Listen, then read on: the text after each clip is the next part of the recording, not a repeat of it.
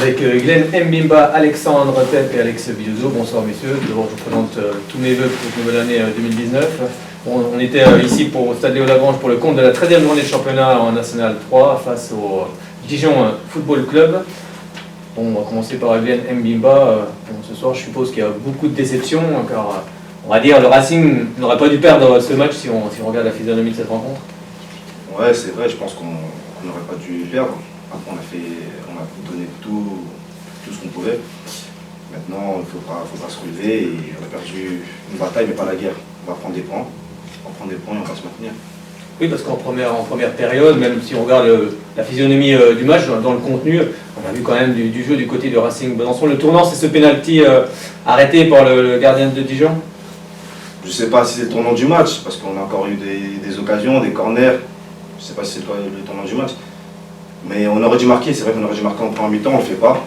Il y a un coup de pied arrêté, il marque, et puis après c'est dur de revenir.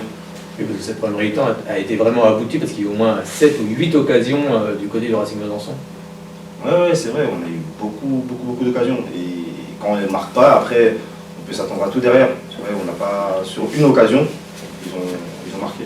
Alors c'est toi qui marques l'égalisation à la 69e minute de jeu, à ce moment-là on se dit quoi? On y va à fond, on met le feu à cette défense dijonnaise qui ce soir, on a vu, manquait un peu de sérénité aussi par moment.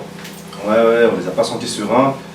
Quand on a marqué le but du match, on s'est dit qu'il fallait les rendre fous. On s'est dit qu'il fallait les rendre fous, il fallait rendre fou le match et pouvoir marquer un but.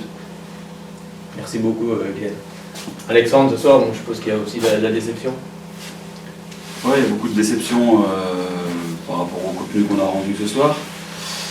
Et ouais, la déception surtout pour les joueurs qui ont dépensé beaucoup d'énergie pour faire un bon match et prendre des points. On n'est pas récompensé. Voilà, je dirais qu'il y a 3 faits de jeu importants dans ce match. Il y a le penalty qui est obtenu et qui est raté. Et je dirais que sur ce penalty, en plus Glenn n'a plus qu'à marquer, mais il est ceinturé et ça donne penalty à l'arrivée. Le Dijonais a bien fait de le saturer puisque le penalty est raté. Il y a ce but qu'on prend 10 minutes plus tard sur coup de pied arrêté qui nous fait très mal aussi. Mais je dirais qu'à 1-0 à la mi-temps, on était encore largement dedans. Et puis le 3e fait de jeu, je dirais que c'est ce corner où on marque contre notre camp. Voilà, on n'est vraiment pas vernis sur ce coup-là. Donc en sortant des vestiaires, on prend le 2e but. Et malgré tout, on n'a vraiment pas lâché. On revient, je crois, à 20 minutes de la fin à 2-1. Et derrière, voilà, on n'est pas récompensé, je pense, sur l'ensemble du match parce que voilà, on joue enfin en équipe, on joue enfin l'un pour l'autre.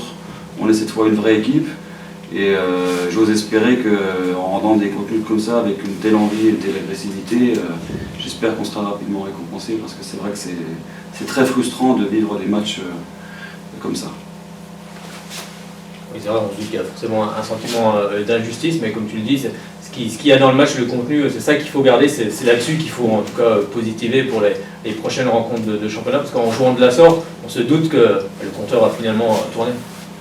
Oui, après ce sentiment d'injustice, non, parce qu'on fait preuve aussi de naïveté sur les 2 buts qu'on prend, donc c'est pas une injustice de prendre 2 buts, c'est un peu de naïveté, un petit peu de malchance, mais Dijon en a profité, ils ont pu marquer ces 2 buts, être à l'aise.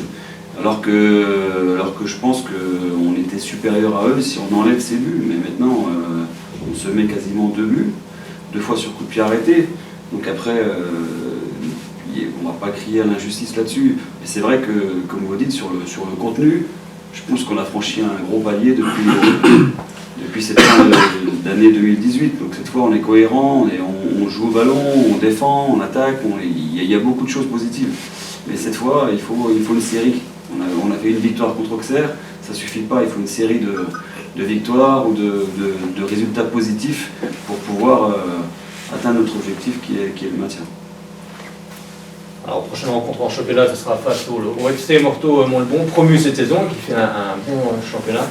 La série doit commencer justement du côté de Morteau.